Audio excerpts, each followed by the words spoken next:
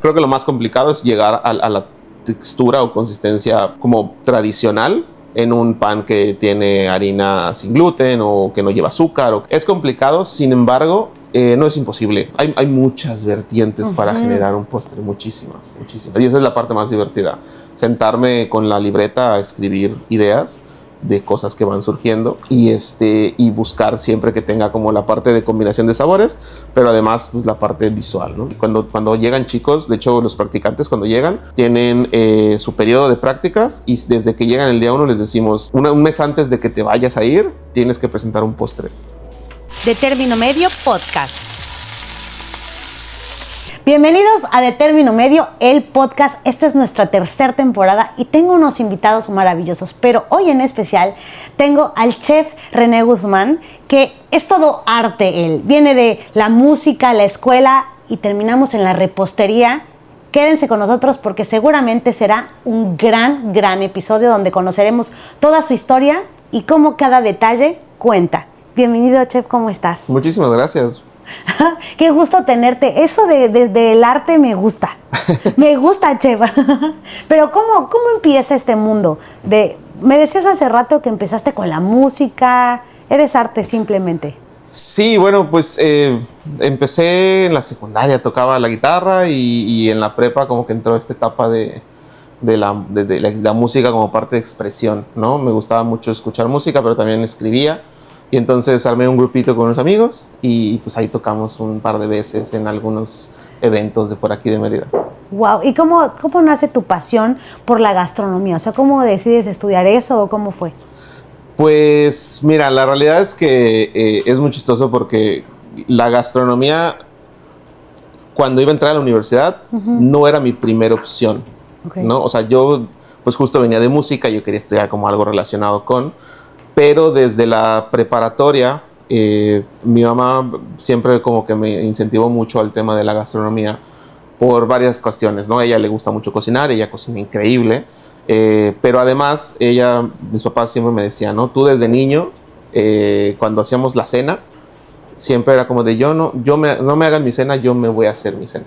Entonces yo abría el refrigerador y ellos, mis familiares que me conocen desde niño, me dicen como que recuerdan mucho yo abriendo el refrigerador y poniendo el pan, y entonces como pensando qué le voy a poner. Y como que hay una imagen de mí abriendo como frascos o lo que sea, ¿no? En el refrigerador y como probando. Y entonces de repente me armaba sándwiches así como muy raros, pero pues que me veían como disfrutarlo, ¿no? Entonces, de alguna manera como que siempre hubo un tema de experimentación con sabores que yo no era tan consciente, ¿no? Hasta que pues me tocó estudiar gastronomía. ¿Y sí fue lo que soñabas? ¿O era más padre esta parte experimental o cuando la estudias dices, oye, sí? Creo que algo importante en la carrera es que, sobre todo en esa época, hace 15 años, era muy cuadrada y era muy el estilo de cocina que solo puede ser así. Y siempre he sido una persona que se cuestiona por qué, ¿no? Sí. Desde la secundaria he sido como un poco tachado de rebelde. Y creo que el tema lo pensaba el otro día y decía, creo que se confundía la curiosidad con rebeldía, ¿no? Era muy curioso o sea, me dices que sí, pero porque sí, pero porque ¿no? Sí, claro. Y si no, ¿qué pasa si no? Y si tú dices azul, ¿por qué no es rojo? Y por qué, o sea, pues como que me cuestionaba mucho todo eso, pero pues al final por no llevar la contra, pues eras como rebelde, ¿no? Entonces, de alguna manera, como que esta parte siempre fue muy, muy mía. Y en la universidad me costó un poco de trabajo, pues acatarme a esas reglas, porque aunque yo tomaba clases, aprendías algo, siempre en mis exámenes quería hacer algo, o sea, como sí lo que vi, pero con algo diferente, ¿no? Sí. En ese entonces no lo entiendes, hoy en día entiendes que al final tienes que aprenderte las bases, porque pues es necesario que sepas hacerlo como tiene que ser, y ya tendrás momento en un futuro de experimentar, ¿no? Pero cuando estás en la universidad, pues la mayoría de las veces es aprender cómo es una base y replicarla hasta que te la aprendas, ¿no? Entonces, sí fue un poquito complicada la carrera en cuestión de si en algún punto me lo pregunté, si quería seguir estudiando gastronomía, porque no sentía esta libertad de hacer cosas. Afortunadamente encontré cómo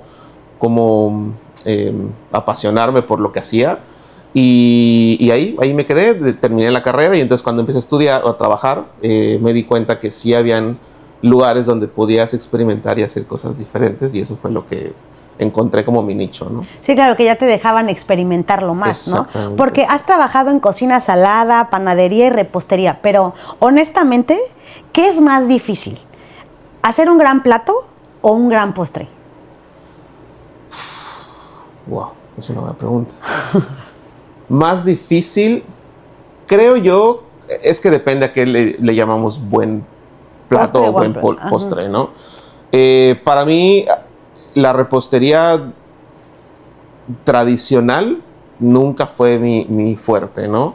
Entonces, algo que me llamó mucho la repostería, toda mi vida hice cocina salada. Y la parte que me llamó de la repostería fue darme cuenta que habían cosas que no había yo probado nunca. Y en la cocina salada, pues era más difícil encontrar algo diferente, porque ya había muchísima gente haciendo muchas cosas. Entonces, encontré que en la repostería era un poco más difícil para mí, porque no dominaba hacer un postre donde tuvieras todos los sabores y además una experiencia y además diferentes texturas, no sé.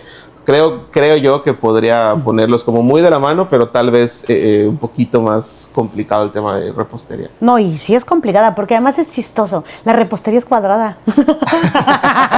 O sea, fíjate qué chistoso. O sea, alguien con tanta creatividad es buenísimo para hacer algo que, según yo, ¿verdad? No me creas a mí porque yo la pasé de noche, pero era súper cuadrada la repostería. O sea, si te equivocas ahí o te pasas de algo, no sale, ¿o no? Sí, y justo esa es una parte que cuando me puse a hacer reposterías, cuando me dediqué ya de lleno a la repostería, encontré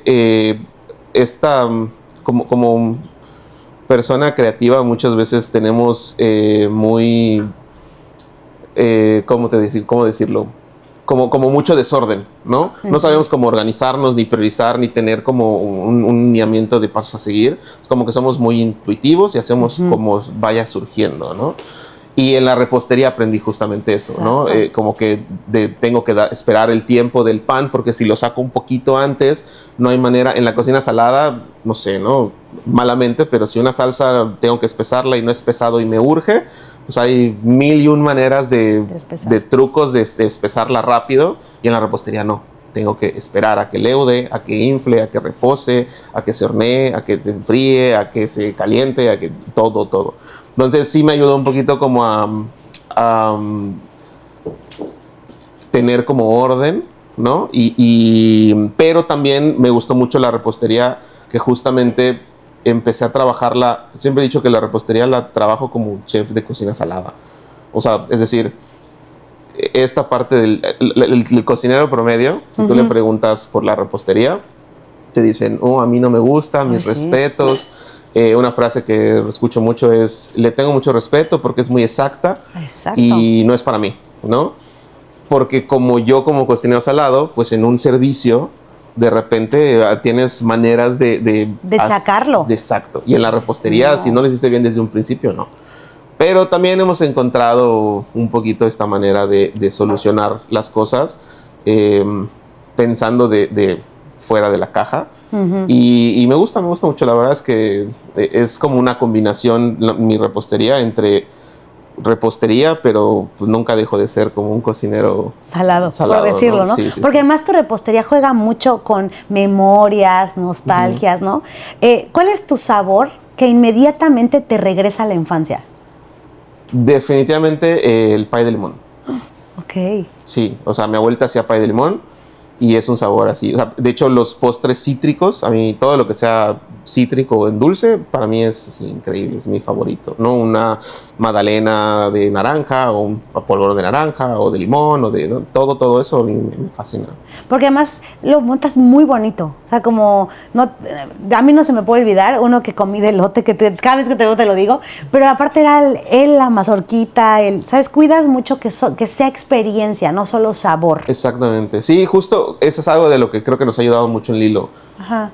Verlo como no solo un postre, o sea, yo siempre he pensado desde que me dedico a esto es ¿qué va a hacer que vengas conmigo y que quieras regresar, ¿no?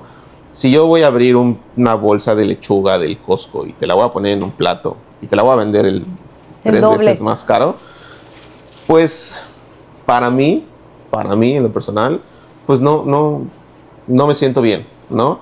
Entonces, muchos lugares donde trabajé buscaba proveedores de lechugas, y entonces comprábamos diferentes lechugas, hacíamos nuestro propio mix de lechugas, porque pues era como, si vas a pagar algo que lleva ensalada, por lo menos que hasta la ensalada no sea tan fácil de replicar en casa y que sabes que si vienes conmigo comes algo diferente, ¿no? Entonces, lo mismo va con los postres. En lugar de hacer un postre tradicional que puedes comprar en muchos otros lugares, pues nuestro diferenciador es que, además de que el sabor va a ser diferente, la presentación, la experiencia, todo, que sea como una como experiencia global, ¿no? Desde que entras, desde que comes, desde que pruebas, desde que todo. Y cuando entra, digo, yo lo veo como moda ahora, pero seguramente tú lo ves desde antes, estas cosas de gluten free, sin azúcar, ¿hacen o merman el trabajo? ¿Es más complicado o no importa? ¿Se puede hacer un postre con todos estos requerimientos sin ningún tema, pues?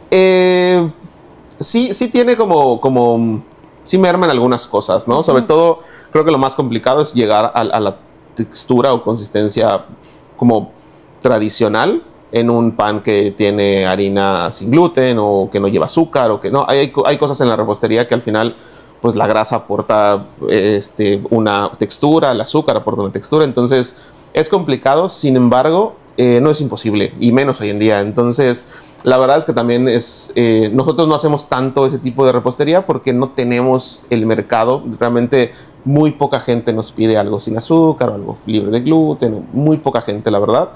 Pero para mí es como un reto pensar en hacer algo así, pues porque al final no quiero buscar la textura original, claro, pero suprimiendo estos ingredientes, ¿no? Sí, claro, porque además sí saben diferente, ¿no? O sea, cuando tú pruebas no sé, voy a inventar un tiramisú, no sé, que tiene los elementos normales o naturales, originales, tiene un sabor que cuando lo comes sin gluten, sin lo que sea, sí modifica, o sea, está muy difícil que el sabor sea el mismo. Sí, es complicado, pero la verdad es que creo yo que hoy en día, sobre todo, hay muchas maneras de lograr una experiencia, o sea, que no se sienta que es diferente, ¿no? En un restaurante donde trabajé hacíamos cocina vegana y vegetariana. No era el fuerte del restaurante, pero teníamos un mercado grande de gente que pedía cosas veganas y vegetarianas. Entonces, algo de lo que trabajé en el último menú de ese lugar fue justamente decir como, oye, yo quiero venderte un plato y no te tengo que decir que es vegano, ¿no? Porque también hay mucha gente que escucha vegetariano y te dice, no, yo no quiero, eso no es para mí.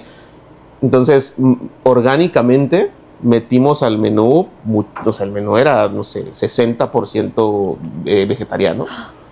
Y mucha gente no lo sabía. Y había gente que pedía pero porque además no lo poníamos, o sea, la intención fue, no te voy a poner sección vegana normal y sección, todo el menú es normal, pero de repente usamos quesos veganos, de repente usamos proteínas que no son de origen animal. Entonces tú pedías un plato, lo comías y había gente que te decía, oye, buenísimo, no sé qué, y cuando se enteraban que era vegetariano o vegano, como que les causaba conflicto, pero no lo dividíamos en dos secciones diferentes, sino todo estaba integrado orgánicamente. La gente que era vegana y vegetariana, al leer la descripción, automáticamente sabían que el plato era vegetariano o vegano, y los que no, pues lo pedían, lo comían. Dicen que se ve rarito, pero vamos a probarlo. Sí, porque, por ejemplo, alguna vez yo probé una hamburguesa de lenteja, sabe como a carne. O sea, hasta que no te dicen, no es de carne, es de lenteja, y dices, oh my God. Sí, puedes utilizar, por ejemplo, un aceite de carbón, por ejemplo, y al final tiene ese toquecito ahumado, entonces, y te simuló este sabor como tradicional de una hamburguesa de carne, pero pues es completamente de origen vegetal. Y hablando de pan que decías, ¿cómo se puede detectar que es un buen pan? Pues mira, la verdad es que hoy en día, hablando de pan, justo cuando abrimos Lilo, hubo me di cuenta de esto, ¿no? Yo decidí hacer chocolatines. Y yo, de la receta de chocolatín que yo tenía, o sea, que yo me sé, ¿no? La masa danesa, pues es una tradicional de hace muchos años y para mí hacían los croissants y los chocolatines. Sí. Pero hoy en día pues, ya se usa masa madre, ¿no? Entonces ya es como un tema de mucho más aireados y que crujan por fuera, pero para mí los chocolatines eran suaves. Sí, no tienen que crujir, se ¿No? suponía. O sea, son suaves por fuera y como muy mantequillosos y ese era como el chiste, ¿no? De un chocolatín. Y cuando los hicimos y los sacamos a venta, mucha gente decía como, es que esto no es un chocolatín. Y yo decía, pues, donde yo me quedé, ¿no? Y ese es el chocolatín que a mí me gusta, los chocolatines que crujen mucho, que son muy grandes y que tienen pues a lo mejor hoy en día sabremos que así son, pero pues antes a mí me gustaban estos, ¿no? Sí, que se supone que era el chiste, que tiene chocolatoso. Sí, y mantequilla y que sean suavecitos. Entonces, pues depende mucho de la persona, el gusto que tenga por el pan. Te dirán que uno es... podrán definir si es un pan bueno o no. Yo creo que lo que define un buen pan son los ingredientes. Independientemente de la técnica, si es masa madre, si no es masa madre, como sea, que tengas una buena mantequilla, que una buena harina. O sea, que creo que eso es como la parte importante, ¿no? Claro que no. Que ahora es raro porque antes sabías que si el pan estaba duro, hablemos de un bolillo, de un pan francés, no sé, estaba duro es que era de ayer, de antier, Sí, exactamente. pero ahora hay panes duros que ya son así, por ejemplo, la masa madre. Sí, el pan como rústico, ¿no? Exacto, el pan rústico debe ser muy duro.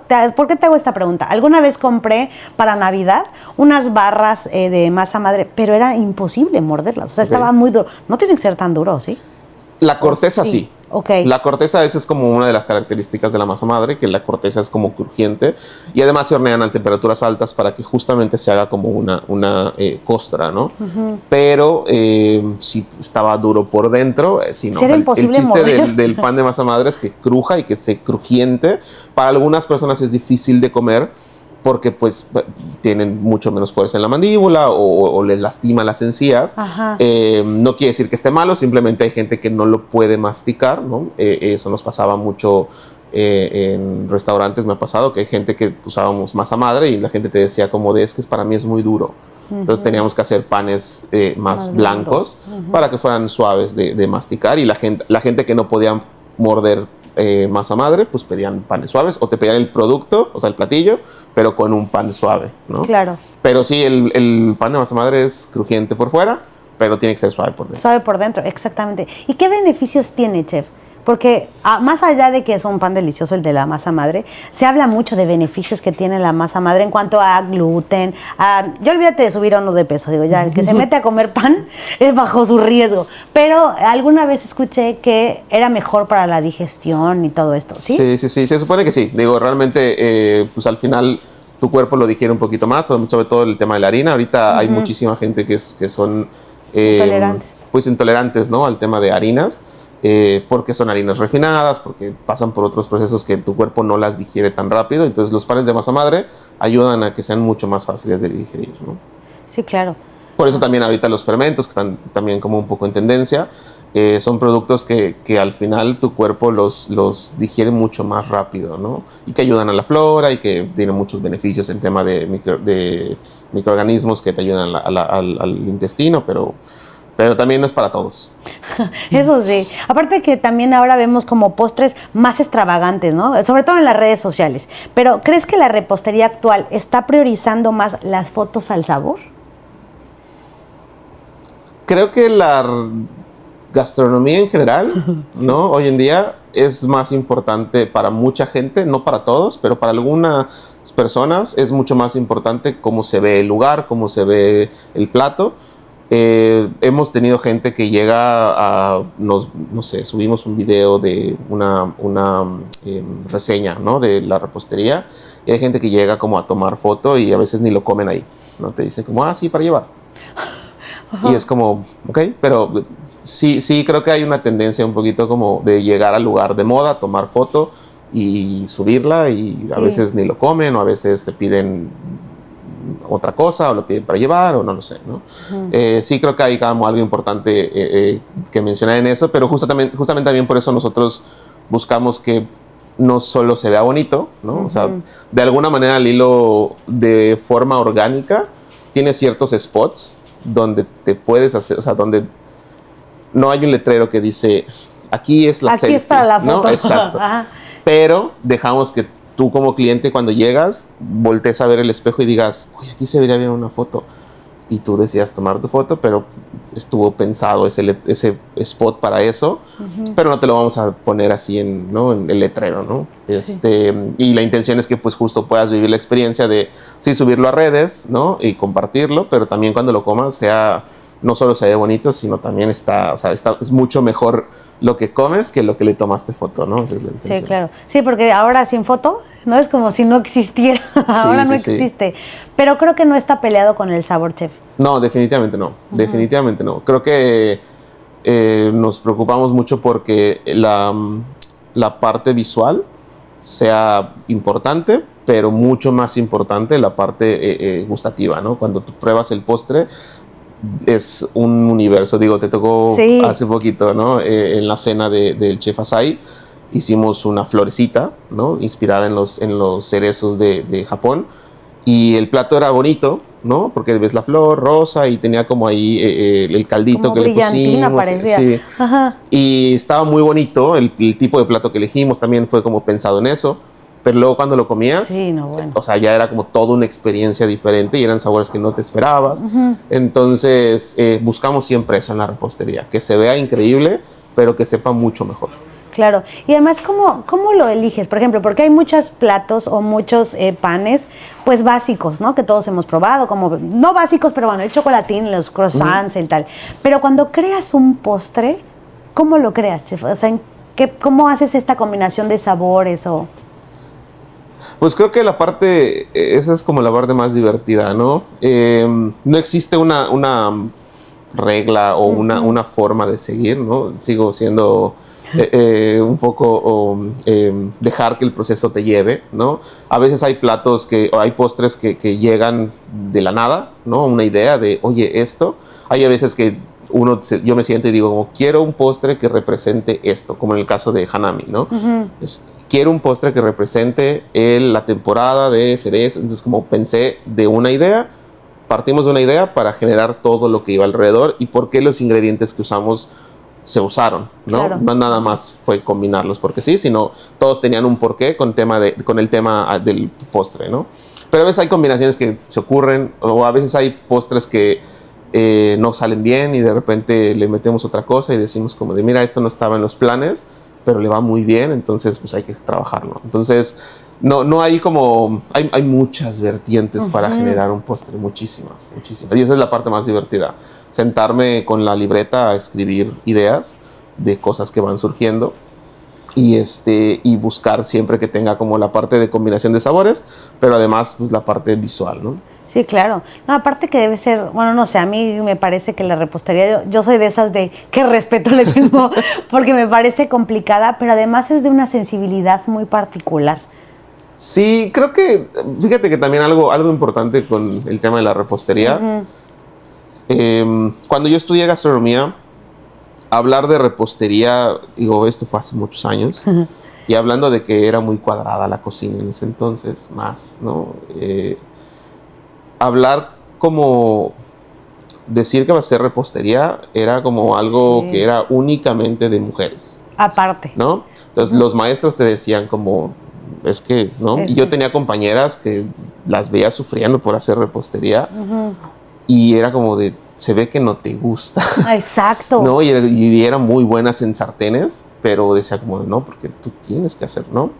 Entonces, también esta es una frase muy escuchada en la repostería que dicen, es muy delicado. Tengo chicos la 90 gente que entra conmigo a hacer prácticas son mujeres, pero he tenido un par de chicos que entran y de repente suele haber este comentario de, es que no soy tan delicado para montar. Y es como, pues yo no me considero una persona delicada para montar. Pues al final yo tocaba el bajo porque la guitarra era muy delgada, ¿sabes? Para que yo pudiera... Sí. Entonces, creo yo que no soy tan delicado en ese aspecto, pero pues no, o sea, es una técnica. O sea, al final es como solo práctica y lo puedes hacer. Y pues nuestra repostería se encargó de acoplarse a nuestro estilo de repostería, ¿no? Sí, pero sí, fíjate que eso que dices es muy cierto, como que, no sé, ahora, aparte las generaciones han cambiado, pero Sí. en nuestro tiempo sí era como que la repostería era de mujer, no había casi hombres, y era extraño porque los chefs eran hombres, entonces era como... Sí, o sea, los grandes reposteros eran hombres. Eran hombres, ¿sí? Y decías, ¿cómo es posible que no tienen físicamente, vamos, a tal vez la delicadeza, pero tienen una creatividad... ¿no? Brutal. Sí. Y la verdad la fuerza, porque digo, hay maquinaria, hay muchas cosas, pero batir, cuando te enseñan apenas a batir a mano y levantar, pues sí necesitas fuerza para airear la masa, para... ¿no? Digo, yo creo que eso es un tema, no necesariamente, o sea, puede ser la misma fuerza un hombre o una mujer, ¿no? Pero yo iba más como a la parte de sentir que la repostería era frágil y delicada y solamente las mujeres, porque me explico, era como... Sí, como sensibilidad. Era muy raro. Inclusive yo cuando estudié la carrera, soy muy honesto, no recuerdo qué vi en repostería. No tengo idea qué vi, ¿no? O sea, realmente mis clases de repostería, yo estaba muy convencido en que yo iba a estar en un fogón, en sartenes, y yo decía como, no, esto no. Era muy bueno haciendo salsas. Mis compañeros de la universidad siempre era como de... Pues que René haga la salsa, ¿no? Inclusive en las reuniones o fiestas siempre llevaba aderezos, dips, salsitas y cosas por el estilo. Entonces yo juraba que iba a ser como en ese espacio de la cocina, hasta que me tocó ser chef de un restaurante que extinto, se llamaba Ru 21. Ok. Y pues como encargado ya de hacer todo un menú, pues los platos salados salían perfecto, ¿no? Y era como de generábamos y no sé qué, y había que hacer postres. Oh my God. Y entonces yo me juntaba con los chicos y les decía como de, oigan, hay que hacer un postre, ¿qué se les ocurre? Entonces todo el mundo era, no, a mí no se me da, no, yo lo respeto, pero es muy exacto, yo no puedo, no sé qué. Y entonces ahí surgió para mí como esta idea de decir, oye, pues soy el chef, sí, tengo claro, que era hacer tu responsabilidad. postres y no puedo decir, no, yo los postres, pues no. Ajá. Y surge esta idea de, como cocinero salado, de hacer el pan de recado. Okay. El muffin el que aquí tenemos como muffin de recado rojo, pues surge de ahí. Fue de, oye, pues el recado es un producto. Entonces empecé como a pensar en, pues el recado tiene clavo, pimienta, canela, y el té chai tiene clavo, pimienta, canela. O sea, no sé, ¿no? Como que, y también un mole puede ser dulce y también tiene estos ingredientes, como por qué no podría... me di cuenta que era más un tema cultural, ¿no? De que el recado no es dulce porque... pues, así nos dijeron. Okay. Y entonces surgió la idea de hacer el pan y para mí fue una revelación, ¿no? Justamente de ahí nace toda la idea de la repostería. O sea, ahí fue donde me di cuenta que lo que a mí no me gustaba de la repostería fue que en la escuela me enseñaron que tenía que ser solo de esa manera. O sea, sí, la repostería era solo frutos rojos, era solo chocolate o Oreo o cajeta, o no, o sea, sí, como sabores muy exactos. Sí. ¿No? Azúcar y punto, se acabó. Sí, exacto.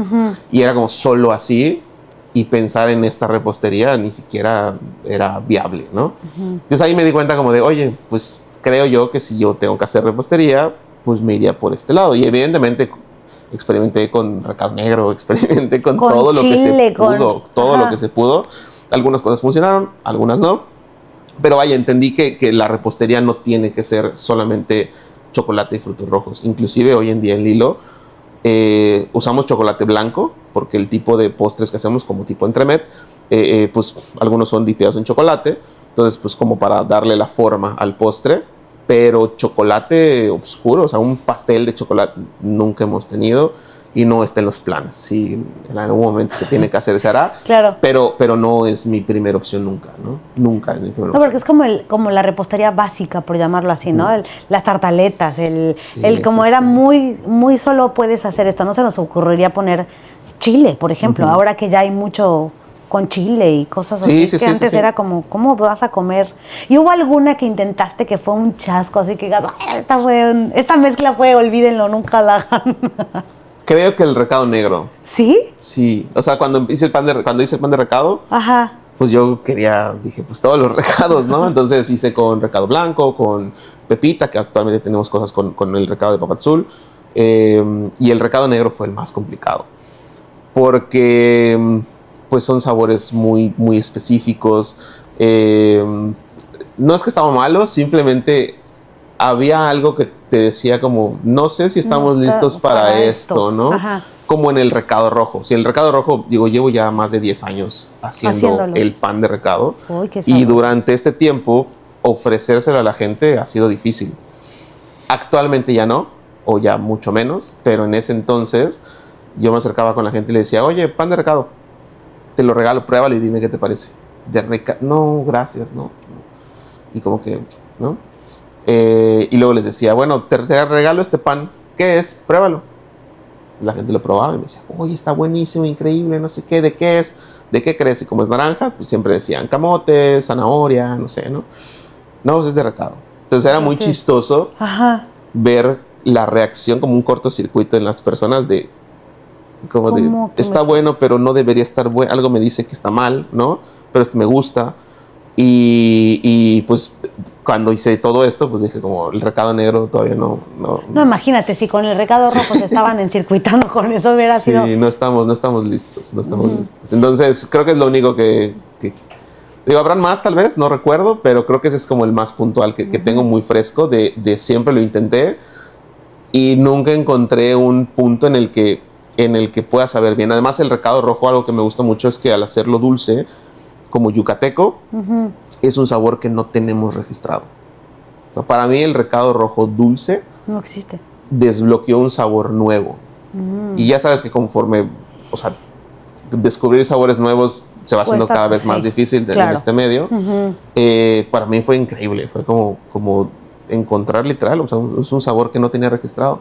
Claro. Y con el recado negro no pasó igual, ¿no? Solo sabía recado negro dulce.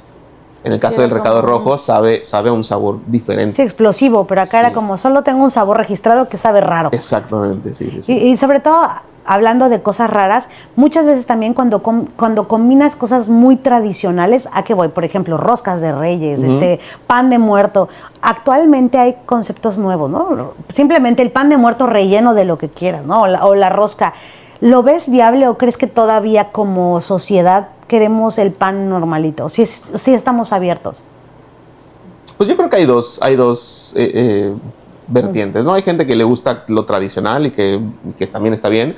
Algo que es importante mencionar es que, gracias a Dios, Yucatán de alguna manera sigue manteniendo sus tradiciones, porque hay gente que no lo ha dejado morir, ¿no? O sea, hay gente que lo pelea y lo apropia tanto, y eso es increíble, ¿no? Que hoy en día, en el año en el que estamos, se pueda seguir cocinando en un horno de tierra que se hacía hace muchísimo tiempo.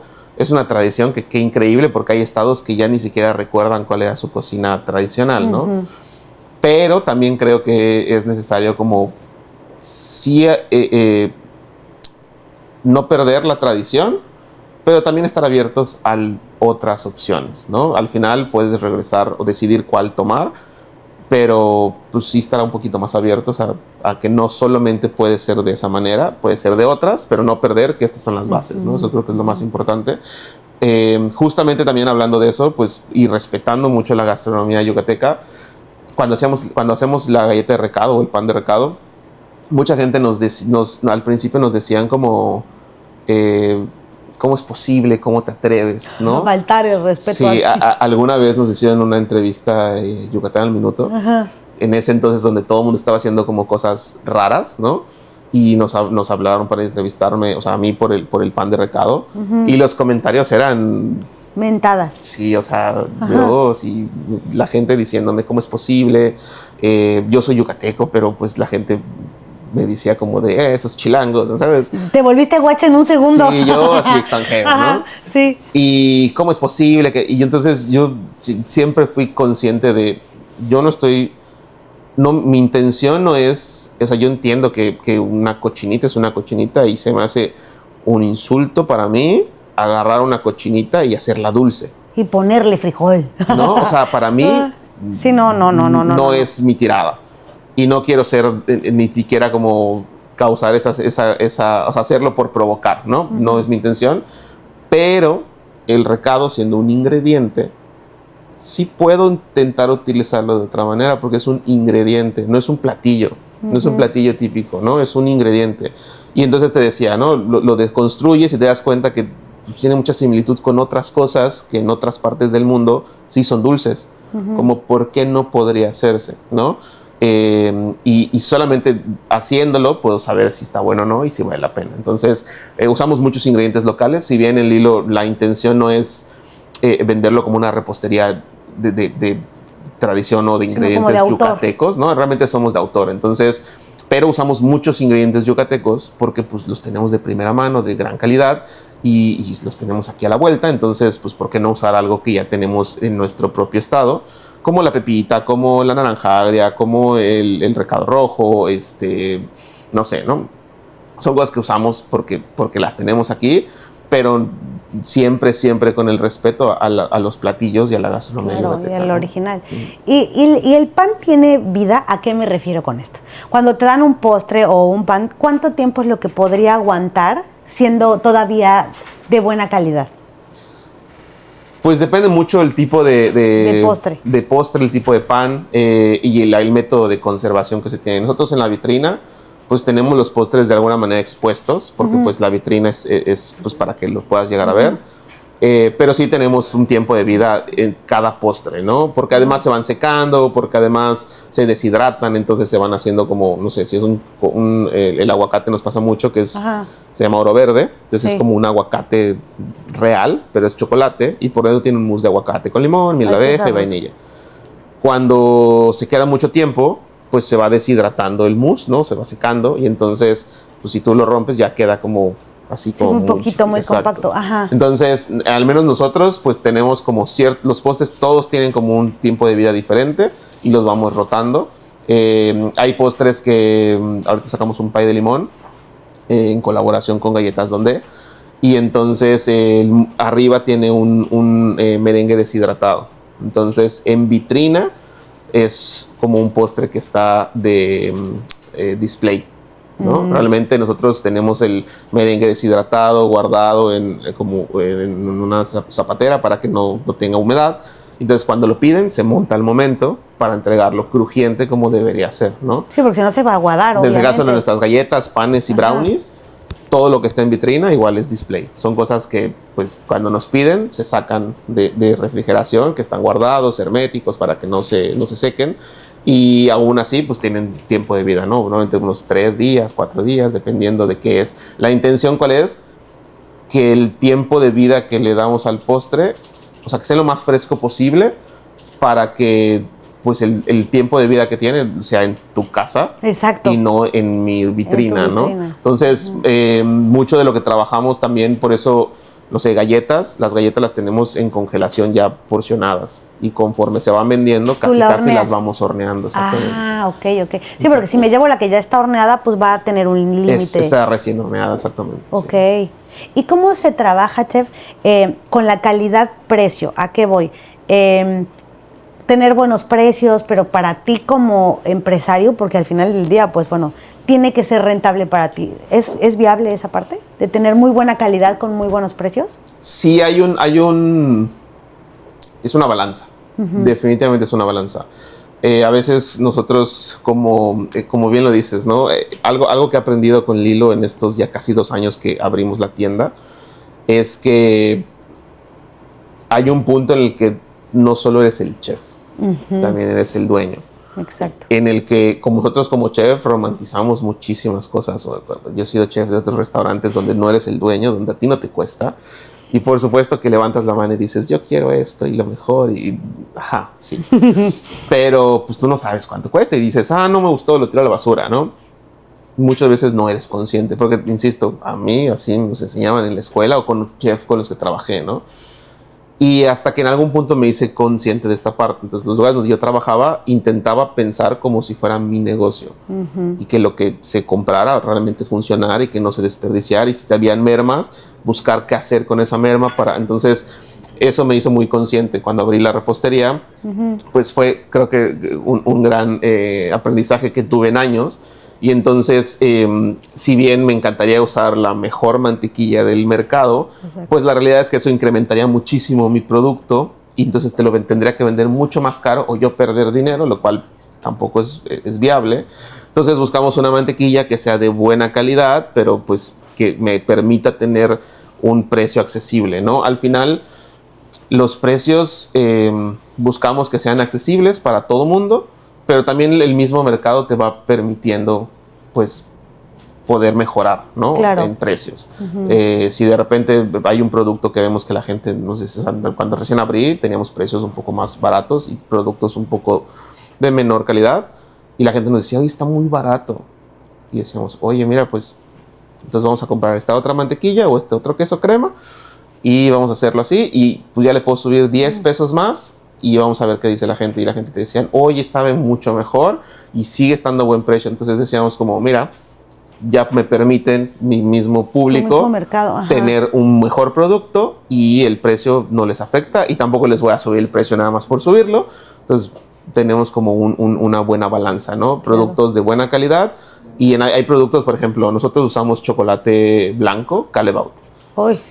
Y es un chocolate que es caro. Sí, eso te iba a decir hoy. Creo yo que es tal vez de los mejores del mercado, ¿no? Y podríamos utilizar cualquier otro chocolate de otra marca que es mucho más barato, pero el Callebaut nos da una gran experiencia en tema de romper el postre. El sabor no es invasivo como otros chocolates donde solo te sabe chocolate. Exactamente. Entonces, pues nos permite justo tener un gran chocolate y buscar esta balanza con el resto de ingredientes para darte un muy buen producto con productos de buena calidad, pero a un precio bastante accesible. Que además también competir con las grandes empresas, ¿a qué voy? Por ejemplo, ahora que están llegando a Mérida, estas, pues no sé, panaderías, pastelerías que traen miles y miles de cosas, ¿cómo se compite contra eso, chef?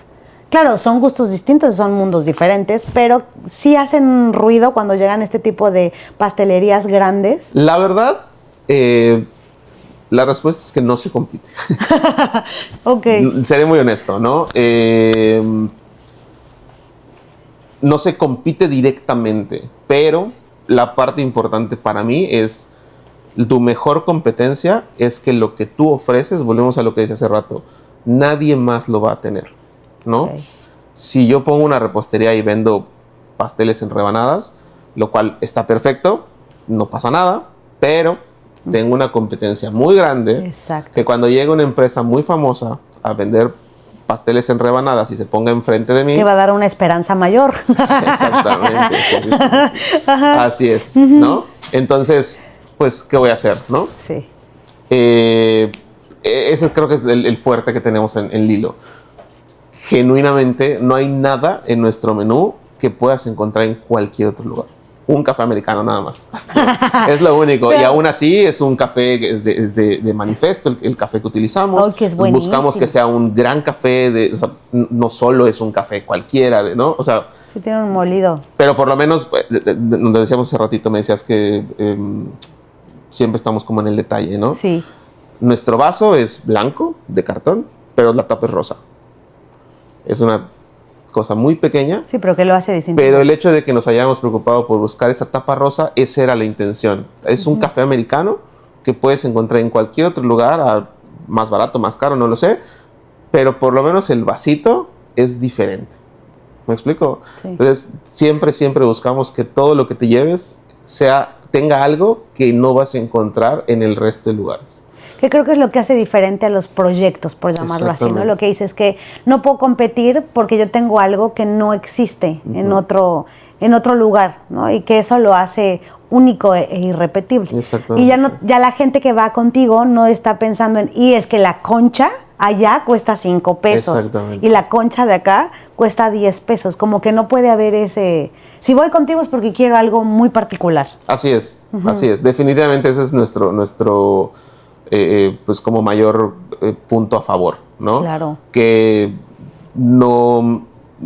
Nada de lo que vas a comprar con nosotros podrías compararlo con otro lugar, porque, o sea, pues galletas, pues sí hay galletas en muchos lugares, pero la galleta que vendemos nosotros es de recado rojo con chispas de chocolate.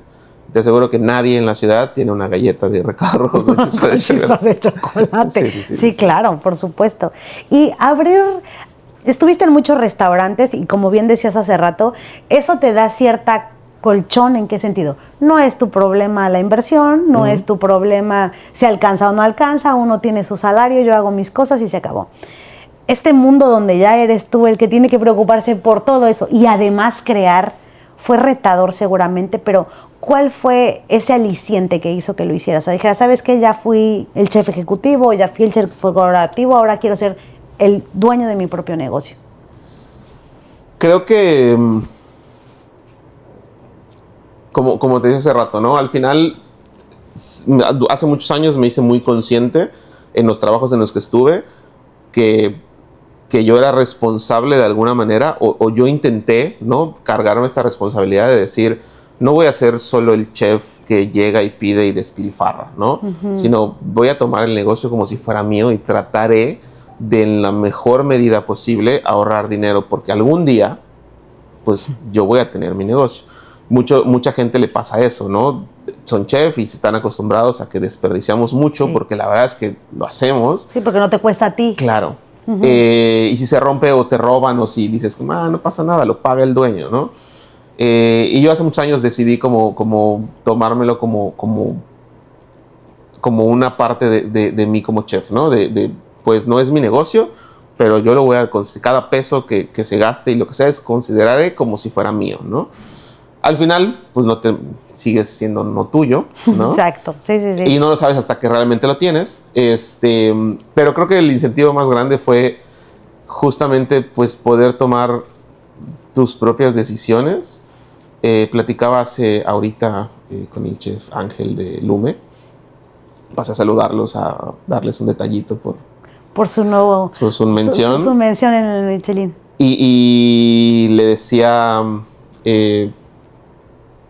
me decía él como de... te saben... el reconocimiento te saben ahorita como mayor, porque además no solo es el chef, eres el dueño del lugar. Exacto. ¿No? No solamente lo sientes como el trabajo que hiciste en la cocina, ¿no? Tú sabes lo que te costó abrir esto, gastar en las sillas, gastar en todo. O sea, ya es como... Te sabe un poco como el doble, ¿no? Claro. Y esa era la parte que yo quería experimentar en Lilo, ¿no? Era como, creo que es el momento de tomar esta idea. Al final fue una decisión también difícil. La verdad es que es una decisión difícil porque, pues, dicen por ahí, es como quemar los barcos. Fue dejar un trabajo con un sueldo fijo, ¿no? Ya irme a la aventura y ya no tener un sueldo, ya... Pero es increíble saber que puedes mantener el negocio desde que abrimos el día 1. No hemos tenido que poner un peso. ¡Wow! La verdad es que no te voy a decir que entra, ¿no? Sí, no me volví millonario el primer día. Evidentemente, para mí es éxito que el negocio desde que abrimos se ha mantenido solo. Solito ha generado sus dinero, o sea, entrada de dinero para sus gastos, poco a poco ha crecido, y eso creo que habla muy bien de saber que el negocio funciona, ¿no? Lo que nos falta es, pues, un poco más de exposición, que más gente nos conozca, que ahorita afortunadamente pues ha empezado como a crecer un poquito, y eso nos da mucho gusto porque ya llega más gente, ya nos ubican más personas. Creo que es un tema que llegará en su momento, pero pues sí, definitivamente la idea de abrir era lo que más me emocionaba, como tener mi propio espacio, de saber si eres capaz de hacerlo tú solo, y pues ponerte en reto, ¿no? Porque pues ahí está todo tu dinero invertido. Claro. Y no es tan fácil como en muchos otros trabajos decir como, bueno, pues no me gustó, me voy. Ajá. ¿No? No me gusta este jefe. Oh my God, yo soy el jefe. Sí. Claro. No, y además, como bien dices, es todo tus sueños y tu dinero y tus esperanzas están puestos en algo que es tuyo completamente. Así pero es un volado, ¿no? Es como, no hay filtro aquí. Así es. Y hablando de no hay filtro, te quiero invitar a una dinámica. Okay. Te voy a platicar y les voy a platicar un poquito cómo es Sin Filtros con el chef René Guzmán. Sin Filtros. Esta dinámica, aquí tenemos una serie de papelitos, mira. Hasta parece cajita de repostería, ¿lo ves? Ok. Es mi topercito para llevar. Aquí vamos a encontrar unos papelitos y te voy a contar un poco. Hay algunas preguntas que están incómodas, por primera vez, mito o verdad. Cancelarías una cosa para siempre y esta dinámica es muy simple. Vamos a sacar 3 papelitos al azar y tendrás que responder lo que te toque. Aquí te va a decir si es sin filtro, si es por primera vez y tal, y yo te doy la pregunta. Va. ¿Estás listo? Perfecto. Vamos por la primera. Vámonos. A ver. A ver qué dice el destino. ¿Mito o verdad? ¿Mito o verdad? ¿Los postres dicen más de una persona que su comida favorita? Uf.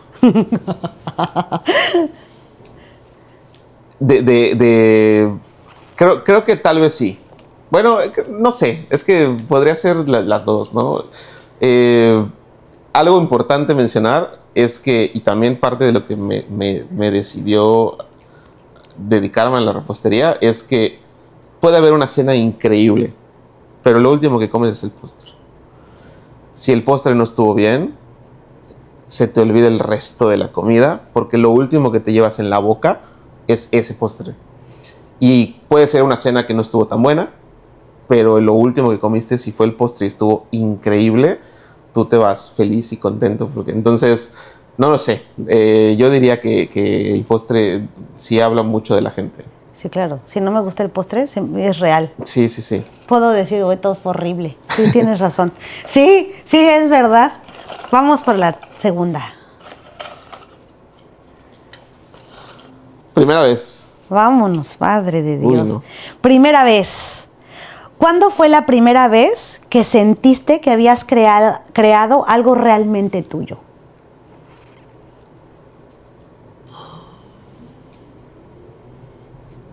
Yo creo que el más fresco que tengo es el pan de recado. Creo que en ese momento fue una revelación increíble, porque fue el momento en el que me di cuenta que había un mundo en la repostería que yo no había entendido, que no descubrí hasta ese momento, porque es un sabor que, como te decía hace rato, no tenía en mi cabeza registrado, y entonces fue como increíble darte cuenta.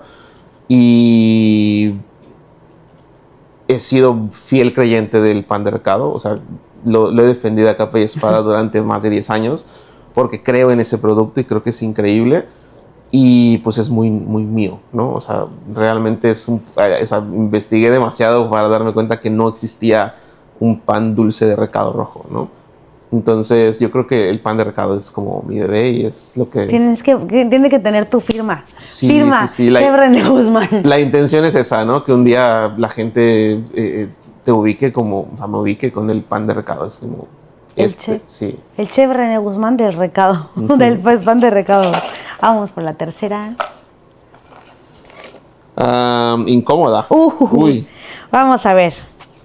¿Qué pesa más cuando tienes un proyecto propio? ¿El cansancio, la presión o la incertidumbre?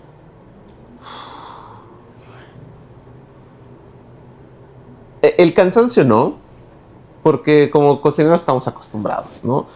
De hecho, al contrario, el cansancio se siente menos, porque cuando ya eres dueño de tu propio negocio, dices como, he trabajado 14 horas diarias por otras marcas o personas o restaurantes, me pesa mucho menos hacerlo por mí, ¿no? ¿Cuál era el otro? El cansancio, la presión o la incertidumbre. La presión es muy importante tomar en cuenta, pero sobre todo porque te presionas a ti mismo, ¿no? O sea, a veces nosotros mismos somos nuestros propios enemigos. Entonces nos presionamos mucho a tiene que salir así, tiene que... de repente, cuando abrí la repostería el primer año, yo decía como, iban amigos y le decía, sí, mira, aquí nos falta un espejo, aquí nos falta no sé qué, y la gente me decía, no me había dado cuenta. Y yo tenía esta presión de tengo que comprar aquí una plantita para que... Y decía como, pero está perfecto. No, ahí falta una planta, ¿sabes? Entonces, esa presión es pues sí, como bastante presente, pero creo que la incertidumbre es la más fuerte de todas. Platico con muchos conocidos que tienen restaurantes o propios negocios y de repente es como, oye, ¿cómo te está yendo esta semana? Está bajísimo. Entonces todos estamos así de está bajísimo, ya fue una... Te empiezas como, entra un síndrome del impostor, ¿no? Entonces dices como, ya ya hasta aquí llegó, ya no funciona, Ay, ¿sabes? Ya Ay, sí. solo fue una chispa de suerte y ahorita ya no va a funcionar, ¿sabes? Y de repente el día siguiente, boom, la mejor venta de la semana. Y es como de, entonces sí. No, sí era cierto. Sí, la incertidumbre es increíble, es increíble. Creo que lo que más hemos trabajado, bueno, yo lo que más he trabajado en terapia desde que abrí la repostería y platicando con otros amigos también, ¿no? Es como esta parte de, ¿será que mañana hay gente? ¿Será que no hay gente? Ay, qué horror. ¿Cómo nos va esa temporada? ¿Viene la temporada baja? ¿Qué tan baja va a estar? ¿Sabes? O ya empezó la temporada alta, pero yo no la siento, ¿por qué no? Así. Sí, sí, sí. Y además consideran también que hay muchos negocios abriéndose constantemente en Mérida o creciendo, franquicias que ya abren 3, 4, 5 en un año. Entonces, sí, hay incertidumbre por todos lados, ¿no? Y aunque te esté yendo bien, no hay manera de que... ¡Qué horror! De que no pienses como que algo va a pasar, ¿no? No, si quieres échalo. ¿Ah, ya? Ya. Ni como quería más. No, pero esto fue Sin Filtros con el chef René Guzmán. Sin filtros. Te voy a quitar esto de aquí. Pero fíjate que, ahí te lo voy a pasar. Fíjate que ahora que decías eso, tienes razón. El síndrome del impostor juega muy fuerte. Sí. Sobre todo en los emprendimientos, ¿no? Sí, sí, sí, definitivamente. Somos nuestros propios demonios, ¿no? Y somos como que a veces... somos como... Yo soy muy perfeccionista, ¿no? En que... perfeccionista en cuestión de lo que pensé que quiero que te transmita este platillo o este postre. Quisiera meterlo en tu cabeza. Sí, exacto, ¿sabes? Entonces, sí, es imposible, como es un trabajo que tienes que estar constantemente pues, trabajando, ¿no? Para que no te vuelvas loco. Sí, aparte que creo que muchas veces tienes que romperte como ser humano para reinventarte otra vez y otra vez y otra vez. ¿Te ha pasado eso? Sobre todo creo que es muy importante, y esto hablando de la escuela, creo que en todas las carreras sería increíble meter una materia como un tema psicología de poder trabajar como en tu persona, ¿no? Porque pues todos en algún momento queremos crecer y a veces hay gente que me ha tocado, chicos que entran a trabajar conmigo, que han hecho prácticas conmigo, que tú ves como que tienen potencial y que ves que tienen como muchas cosas buenas y ellos mismos no creen en ellos y a veces se terminan apagando, ¿no? Es complicado y no te das cuenta. Tú no te das cuenta porque nunca te sientas a pensarlo. Afortunadamente, pues parte de lo que ha hecho Lilo, que es mi forma de ser, que es cuestionarme el por qué y preguntarme por qué, pues cuando estos pensamientos han llegado, pues me pregunto por qué y si es verdad o no y cómo lo puedo cambiar y como que soy como demasiado... Te analizas mucho. Exactamente, como analizar todo lo que sucede, ¿no? Pero hay gente que no.